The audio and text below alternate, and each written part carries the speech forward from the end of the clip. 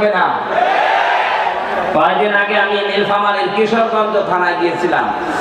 ওরা আমাকে বৃদ্ধাশ্রমে নিয়ে গেল দেখার জন্য। যে দেখি এইদিকে 25 জন, এইদিকে 25 জন, 50 জন মা আর বাবা বসে আছে।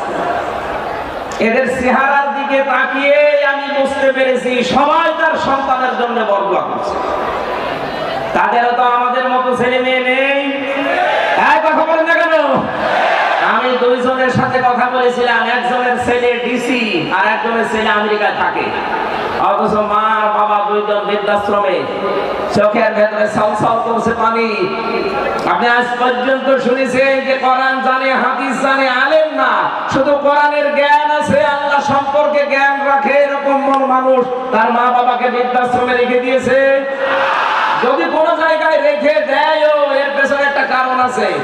আমি যতটুকু খোঁজ নিয়েছি, যদি এরকম কিছু পায়, আপনি দেখবেন হয় তার স্ত্রীর কারণে, শ্বশুর শাশুড়ির কারণে মা বাবাকে হয় আলাদা করে দেয়, নাই বৃদ্ধাশ্রমে রেখে দেয়।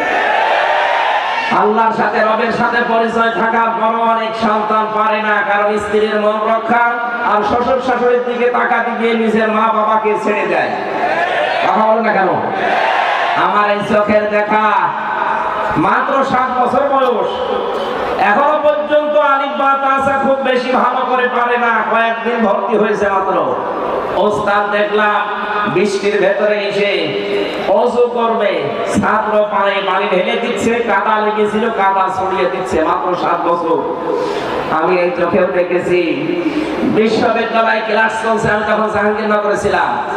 মাস্টার্সে ক্লাস চলছে, শিক্ষককে জুতা দিয়ে পিটাচ্ছে ছাত্র। বলছে বাংলাটা বলতে পারলাম না তো তোরে আমি মেরেই ফেলবো। শিক্ষক বলছে বাবা তুই আমারে ছেড়ে দে, আমি জীবনে আর ক্লাসে আসবো না। বলে না, তোরে আমি বলেছিলাম যে ওই শিক্ষা দিতে দিলি না, তোরে আমি মেরে ফেলবো। ওইটাও ছাত্র, এটাও ছাত্র। ওইটা অলরেডি মাস্টার্সে পড়ছে, জানোয়ার হয়ে গেছে, আর এটা এখনো আলিফ বা শেষ হয়নি। এটা মানুষের মতো মানুষ হচ্ছে। কথা বলতে কেন? এখানে আহ্বান জানাচ্ছি, রবের নামে পড়া আরম্ভ করা লাগবে। রবের সাথে আমাদের পড়ার পরিচয় নেই, এই জন্য আমরা অনেক জায়গায় যাওয়ার পরেও দেখি না কাঙ্ক্ষিত মানের মানুষ আমরা হতে পারছি না। এই জন্য ইন্নাল্লাযীনা আমানু ওয়া আমিলুস সালিহাত, সারা জীবন এই আয়াতের ব্যাখ্যা শুনিয়েছে, যারা ঈমান আনে আর নেক আমল করে না। সালেহ শব্দের শাব্দিক অর্থ শুধু নেক নয়, শুধু সৎ নয়। সালেহ মানে যোগ্য।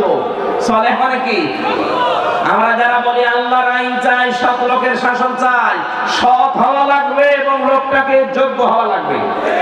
বহু মানুষ আমরা সৎ দেখেছি এই দেশে, দেখতে তো ভালোই লাগতো।